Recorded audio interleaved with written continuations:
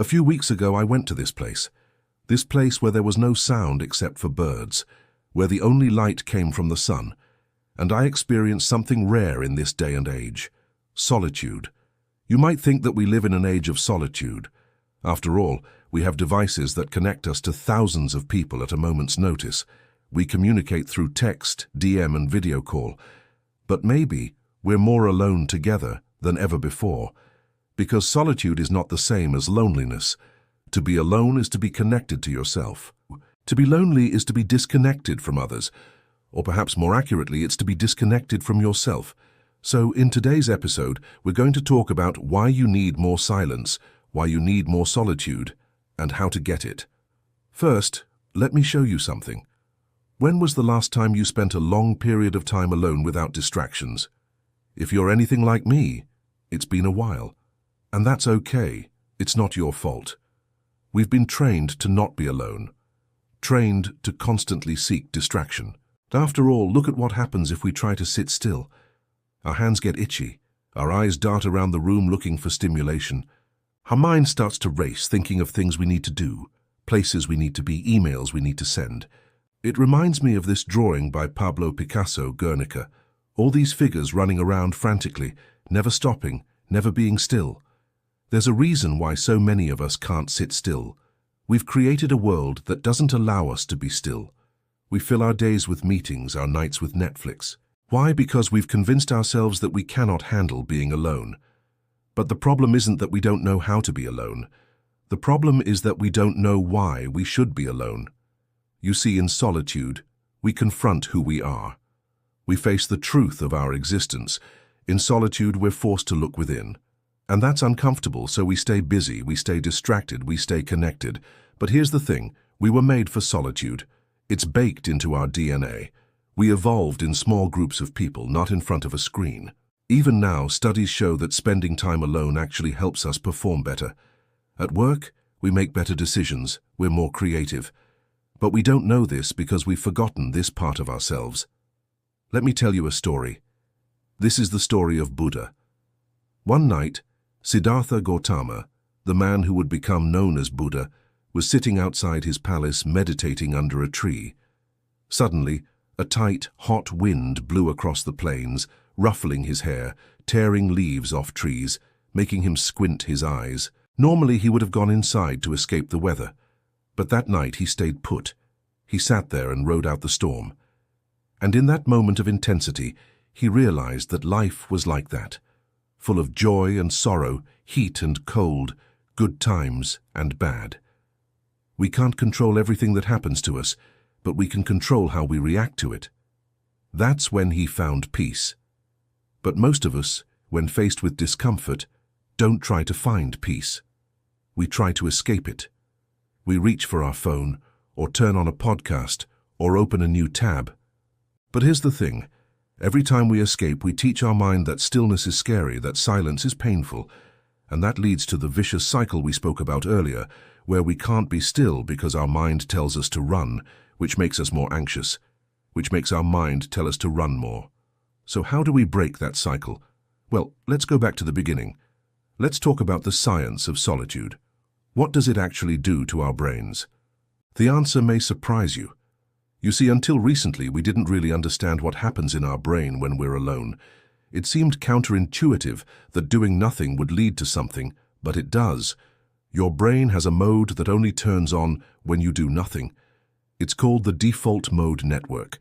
This network is made up of multiple regions in the brain that activate when we turn inwards, when we think about who we are, our beliefs, our values, our memories, our relationships. Basically, it's the system that allows us to be human. It allows us to think abstractly, to plan for the future, to reminisce about the past. But the problem is that this system turns off when we're bombarded with external stimuli, when we're constantly distracted, when we're listening to a podcast, looking at our phone, eating, scrolling, working. The default mode network shuts off, and we start to dissociate from ourselves. So next time you're feeling overwhelmed, ask yourself, am I running my brain, or is my brain running me? Are my thoughts my own, or have they been hijacked by distraction? You see, we've built our lives around busyness because we've convinced ourselves that it's productive, that it's efficient.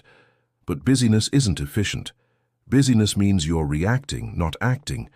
Busyness means you're letting other people set the pace for you instead of taking the time to understand your own rhythm, your own creativity, your own needs. Imagine you're a painter. Imagine you're commissioned to paint a portrait of someone. Would you rush the work? Would you slap it together in a couple of hours? Of course not. You'd take your time, you'd get to know your subject, you'd look at their eyes, the lines on their face, the way they move. And that's what we need to do with ourselves. We need to take the time to look within, to see what makes us tick, to see what lights us up, to see what drains us, to see what makes us feel whole. But we can't do that if we're always rushing off somewhere, always reaching for our phone, always waiting for the next big thing. When we stop, when we look inward, we might find parts of ourselves that we don't like. We might find parts of ourselves that we've buried. But that's okay. Those parts are there for a reason. They're there to teach us, to guide us, to show us what's possible. In Buddhism, they have this idea of emptiness. Not a nothingness, but a space, a void, that allows something new to come in. When we face our emptiness, when we look at our shadow, when we acknowledge what's been buried, we can bring those parts into the light and heal them. Psychologist Carl Jung talks about this process. He says that we can only become whole when we integrate our shadow, when we bring our hidden parts into the light, when we accept all sides of ourselves, the good, the bad, the ugly, the beautiful. But we can't do that if we never spend time alone. Here's another problem with not spending time alone. We become who others want us to be, not who we want to be. You see, we're like chameleons. We change color based on our environment. We adopt the beliefs of the people we hang out with, the values of our workplace, the expectations of our family. And that's not necessarily a bad thing. Some of those beliefs and values might even be good for us, but if we don't spend time alone, we don't have the chance to decide what we believe in for ourselves. We don't get to decide who we want to be. We just react to what others want from us. If you've been feeling unmotivated, uninspired, burnt out, it may be time to reclaim your solitude, to make space for stillness in your life. Here are 4 ways to do that. First, solitude walks. Go for a walk without music, without your phone, just you and the elements. Feel the sun on your skin, the wind in your hair, the earth beneath your feet. Listen to the birds, the trees, the water. Don't try to think, just be. Second, silent mornings.